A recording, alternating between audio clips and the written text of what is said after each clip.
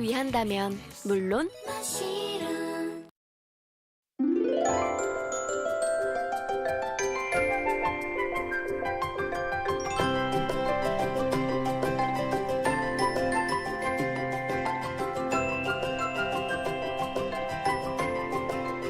사실 인연이라는 게 다가와서 생긴다기보다는 이제 페루자를 통해서 만들어가는 거구나 이런 걸 많이 느꼈기 때문에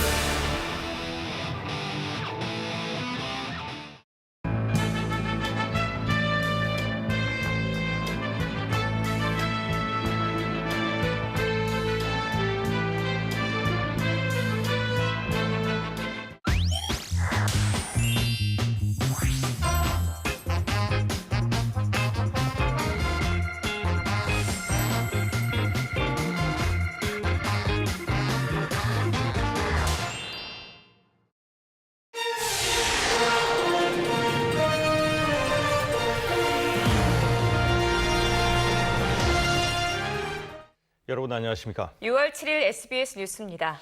싱가포르 북미 정상회담이 순항할 경우 2차 회담은 미국 내에서 열자고 제안하는 방안을 트럼프 대통령이 검토하고 있다는 외신 보도가 나왔습니다. 자신의 개인 별장으로 초대하겠다는 겁니다. 워싱턴 정하석 특파원이 보도합니다.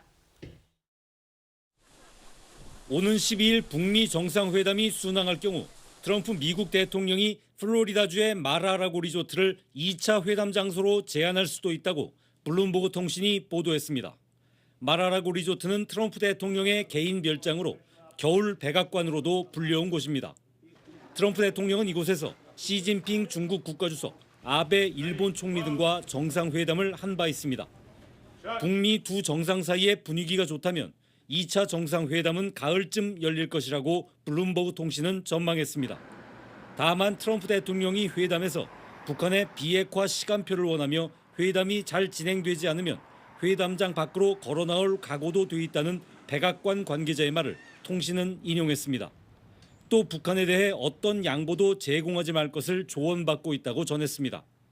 추가 회담 가능성과 관련해 대통령 측근인 코노이 백악관 선임 고문도 핵 협상에는 2번, 3번, 4번, 5번의 회담이 필요하게 될지도 모른다고 전망했습니다. 한편 백악관 내 입지 위축설이 나돌던 볼턴 국가안보보좌관은 싱가포르 북미 정상회담 공식 수행단에 포함된 것으로 확인됐습니다. 워싱턴에서 SBS 정하석입니다. 북미 정상회담 장소로 정해진 카펠라 호텔은 벌써부터 출입 통제가 강화되고 있습니다. 싱가포르 정부는 회담 기간에 주변 바다와 하늘도 통제할 계획입니다. 회담을 앞두고 싱가포르 외교장관은 평양을 공식 방문합니다. 싱가포르에서 김수영 기자입니다. 북미 정상회담 장소로 지정된 센토사 섬에 있는 카펠라 호텔은 출입 통제가 강화됐습니다. 호텔 입구에는 예전보다 직원들이 더 많이 나와 외부인의 출입을 차단하고 차량도 일일이 확인했습니다. 호텔 예약도 16일까지 안 되는 상황입니다. 센토사 섬 전체를 특별 행사구역으로 지정한 싱가포르 정부는 육로뿐만 아니라 주변 바다와 하늘도 통제한다고 밝혔습니다. 센토사 섬 주변 해역을 지나는 선박의 통행이 통제되고 오는 11일부터 13일까지는 싱가포르 상공 비행이 제한됩니다. 의정과 경호 문제로 싱가포르에서 머물던 북한 김창선 국무위원회 부장은 어제 중국 베이징에 도착했습니다. 미국 실무팀이 떠난 뒤에도 계속 남아서 싱가포르 정부 측과 추가 협의를 했고 이제는 마무리된 것으로 보입니다. 이런 가운데 싱가포르 외교장관이 오늘부터 이틀 동안 평양을 공식 방문합니다. 리용호 외무상의 초청으로 북한에 가는 것인데 북미 정상회담 개최국으로서 관련 협의가 이뤄질 것으로 예상됩니다. 싱가포르에서 SBS 김수영입니다. 네, 이런 가운데 북한이 한 달 전쯤 미사일 시험 발사장의 일부 시설들을 파괴했다는 보도가 나왔습니다. 미국의 북한 전문 매체 38노스는 위성 사진을 분석한 결과 북한이 5월 둘째 주에 평양 북도에 있는 미사일 시험장 안에 일부 시설물을 없애기 시작해서 지난달 19일쯤 완료했다고 전했습니다. 이 매체는 북한이 핵실험장을 폭파한 것과 동시에 미사일 활동도 멈추겠다는 의도를 보여주려고 한 거라는 분석을 내놨습니다. 고노타로 일본 외무상과 마이크 폼페이오 미국 국무부 장관이 미국 워싱턴에서 회담을 열었다고 일본 교도통신이 보도했습니다. 고노 외무상과 폼페이오 장관은 회담에서 북한에 완전하고 검증 가능하며 불가역적인 비핵화를 요구하고 유엔 안전보장이사회의 대북 제재를 유지한다는 기본 방침에 재차 의견 일치를 받습니다. 이들 두 외교장관이 회담한 것은 고노 외무상의 미국 방문 때 회담했던 지난달 23일 이후 보름만으로 회담은 25분간 진행됐습니다. 일본 정부는 북미 정상회담 의제에 납치 문제를 포함할 것을 요구하고 대북 압박 강화를 촉구하면서 재팬 패싱 논란에서 벗어나기 위해 안간 힘을 쓰고 있습니다.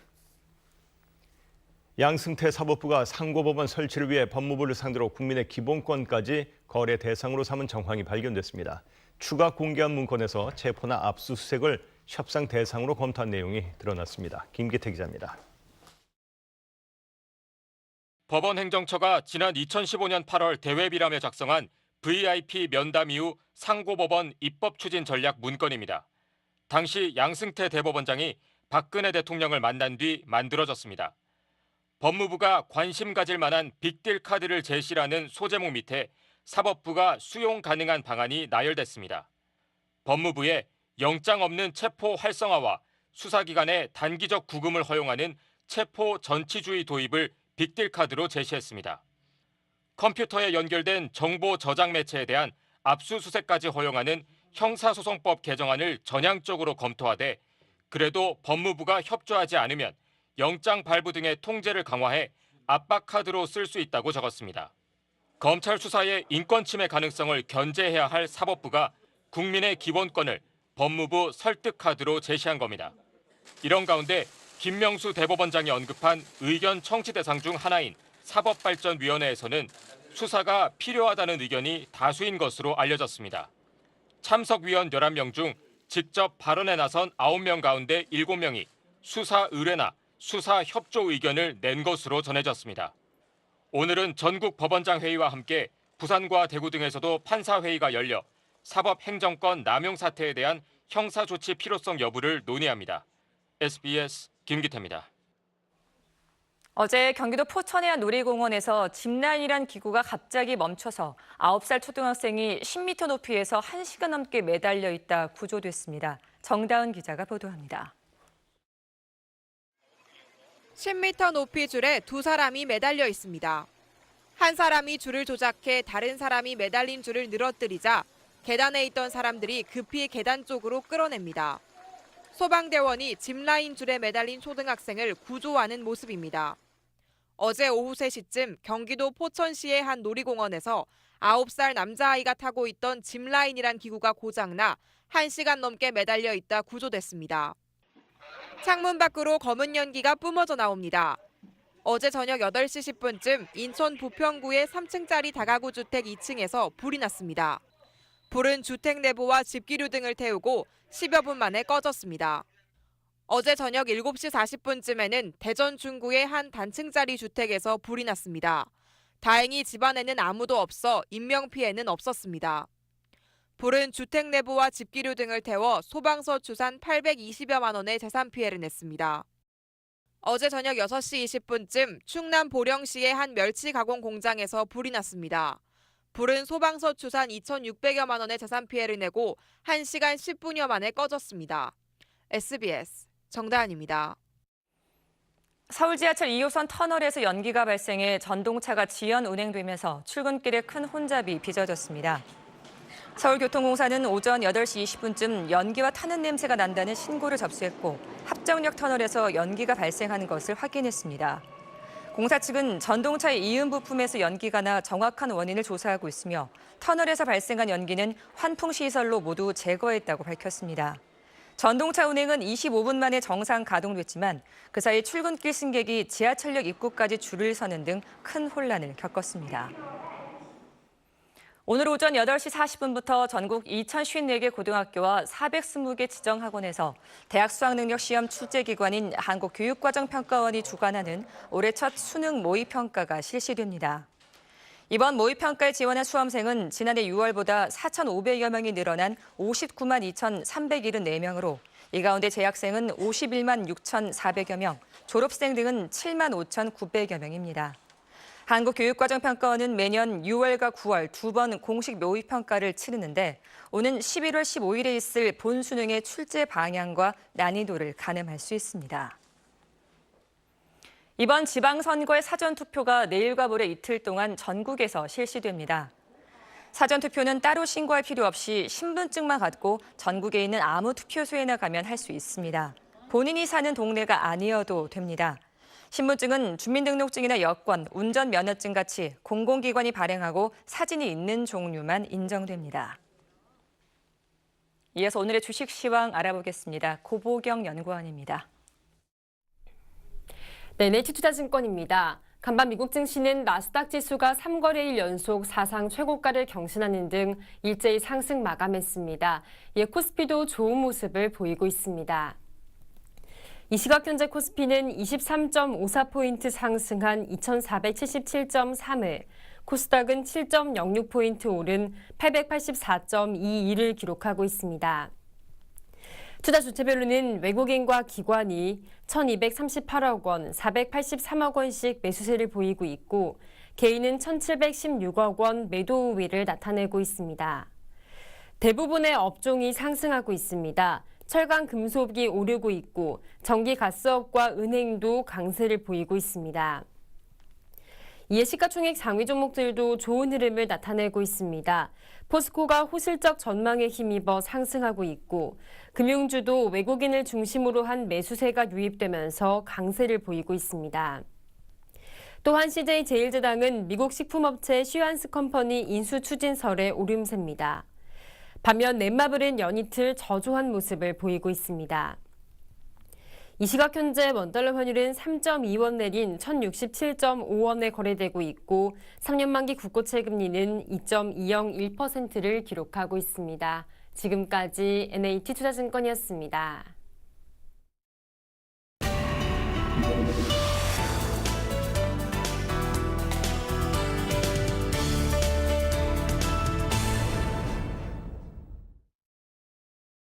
이슬라 누블라 섬의 화산 폭발 조짐이 감지됐습니다. 멸종 위기에 처한 공룡들을 구하기 위해 오웬과 클레어는 섬으로 향합니다.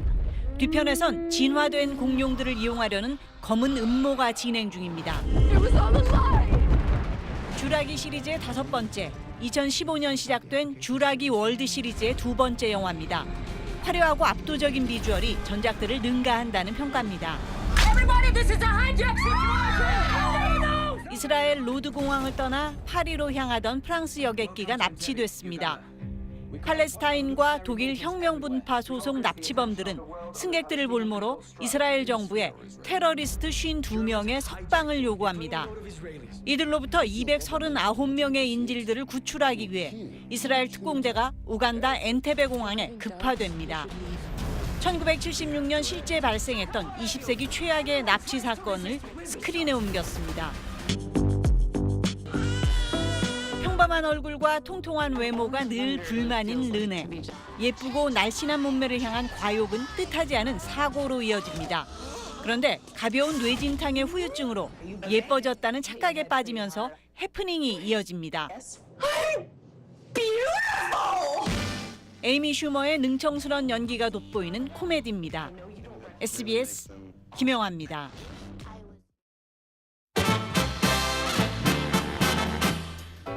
안녕하세요. 지원우입니다. 6월 13일에 있을 제7회 전국 동시 지방선거. 하지만 선거 당일에 투표를 못할 상황이 생길 수도 있겠죠. 그럴 때를 대비해서 미리미리 사전투표를 하는 것도 좋은 방법인데요. 사전투표는 6월 8일부터 9일까지 진행되니까 모두들 투표하세요. 투표 후 SNS에 해시태그 아이보트 챌린지 달고 인증샷 남기는 것도 잊지 마세요. 아이보트 챌린지. 안녕하세요. 박선영입니다. 만 19세 이상의 유권자라면 누구나 정책에 손쉽게 참여할 수 있는 방법이 있죠. 바로 투표를 통해서입니다. 6월 13일에 치러지는 지방선거 때 바로 이 어마어마한 권리와 의무를 절대 포기하지 마시고 함께 해주시기 바랍니다. 아이보트 챌린지 함께 해주세요. 네, 날도 더운데 공기까지 탁해서 삶의 질까지 떨어진다고 하시는 분들이 많습니다. 오늘 날씨 어제와 비슷하겠는데요. 다만 다른 게 있다면 강원 영동 북부와 영남 내륙 지방에 폭염특보가 확대됐고요. 이들 지역은 33도 안팎까지 치솟으면서 어제보다 더 덥겠습니다. 고농도 미세먼지는 언제쯤 해소될까요? 오늘 미세먼지 예보에 따르면 충북과 부산, 울산 지역은 종일 나쁨 수준을 유지하겠고 그 밖